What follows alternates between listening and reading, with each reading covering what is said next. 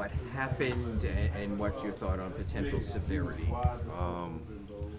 I think Julius was trying to get me back for what I did to him a couple years ago in the Knicks. No, but I'm just kidding. In all seriousness, I think I tweaked it a little bit on his foot. Tried to tape it up, go back, get some runs in the back. Just wasn't feeling right, and so. They initially told us they thought you were coming back, so what changed dramatically between that and now out for the night? I just tried running, tried moving around on it, and it wasn't really feeling right.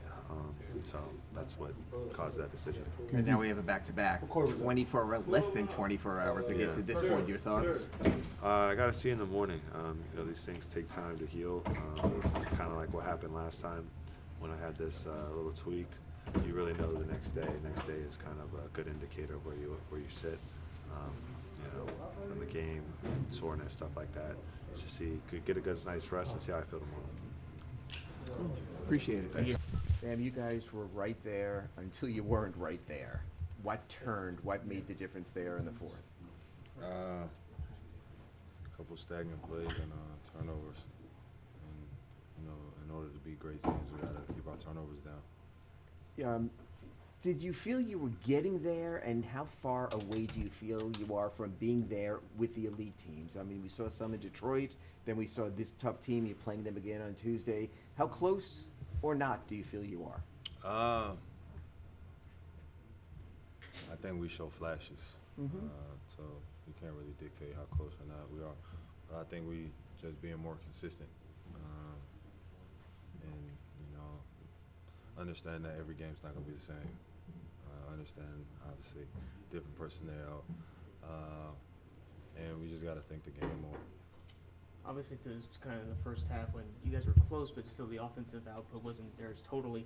Was that more so of maybe Minnesota putting the pressure on you guys, or was it more so on you guys not finding the spots? I think also we missed some open ones. I think we created enough open ones, they just didn't go in. I feel like we missed a couple free layups, where that type of momentum can change how the outcome of the game is. You spent some time with Anthony in Team USA. Just what kind of problems did he present tonight offensively? I mean, you can see, kid can get it going. There's no doubt about it. He can get it going. So for us, it was more so trying to swarm him and make it difficult. I felt like we didn't swarm him enough and got him, like all great players do. You let him see a couple go in, and obviously it becomes muscle memory. Game was out of hand, but you did have that little run. Myron kind of sparked at the end there. We got to see some of the emotion that he was able to play with. How important do you think that could be for him just at some point if he's called upon in the season? I mean, you know what to expect. Myron is our energy bunny, as we call him, and it's literally on the court, off the court. He's the energy guy, and you need somebody like that on the team. And, he'll come in and instantly spark the game, offense or on defense. Thank you, man. Through three quarters right there, 6 points in the fourth. What happened? I think we just had a little stretch there at the start of the fourth quarter where things got a little stagnant. I think there was a couple minutes, kind of, I don't want to say determined the game, but gave them a big enough comfortable lead where they felt like they had control of the game at least. Good teams know how to close out and keep you at bay, even when you try to make runs to get yourself back in the game and get going. And they were able to do that to start the fourth to create that lead, and then they were able to sustain it. Are you guys there yet, or do you still feel that you have to sort of climb to get to where you want to be? Yeah, we're definitely not there yet. Definitely not. I think we've had stretches. I think it was 5 games we won. Like, you can see where we want to be, how we are, and the potential of the team. But like you said, like great teams, it's their identity every single night, and that's what we're building to every single night. The team that you're going to face and what you have to do to prepare to face that team. And we're a young team. We're continuing to figure it out. Like I said, once we get later into the season, past All-Star break, we got to have that identity locked in for the playoffs and positioning and seeding, especially in the East. Everything's so close, so we got to start putting together these wins. How do you go so quickly from being hurt to not being hurt? It's like, oh, Norm's on the injury report. Norm might not come back. Oh, there's Norm back out on the court. What do you do? I'm just I like thugging things out, is what I like to say. You know, I'm not a person that's gonna sit out or you know, pull myself out of the game with certain injuries. If I'm able to play and I feel that I'm able to go out there and produce and be helpful for my team, I'm gonna go do that, no matter what the injury is. I've come back in games with broken hand. The only injury I never came back in the game for was when I subluxed my shoulder back in my second year. I couldn't lift it up after that, even though I tried. But yeah, I'm just a player that's gonna play through all the bumps and bruises unless I physically can't go out there and play, and I don't want to take the game for granted. We only got a limited number of games and time in this league, so I want to take advantage of every second of it. What led to the leg injury? Just something that happened in the game or something you were feeling? Just on my turnaround jumper, just felt a little something in my hamstring. Got it checked out, and I told them, the medical staff, they've done a great job all year, you know, managing injuries. With me especially, I just told them to trust me, you know, and I can't. I started the game, I got to finish it. What about the head? Yeah, you know, another lump or something back here. I got some hair to cover it up, but yeah, I got a little lump back there. Like I told Coach, man, I can take a punch, I can take some hits. You know, I pride myself on being tough and playing through stuff, so nothing that's too concerning for me.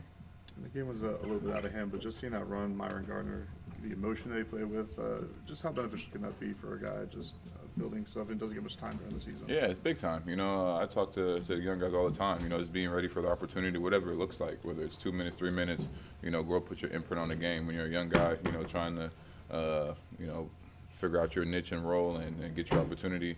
Those matter the most, you know, and I thought what he did coming in, providing the energy, picking up, creating second chance opportunities, getting a layup, hitting three, bringing that energy, getting a tech, you know, fueled us for a little bit. But like I said, like, they're a good team. They're able to figure it out. But like, yeah, I definitely thought we had a chance with the energy and where he came out and the rest of the guys in that stretch, you know, to bring the game within 10 points. Appreciate it. Thank you.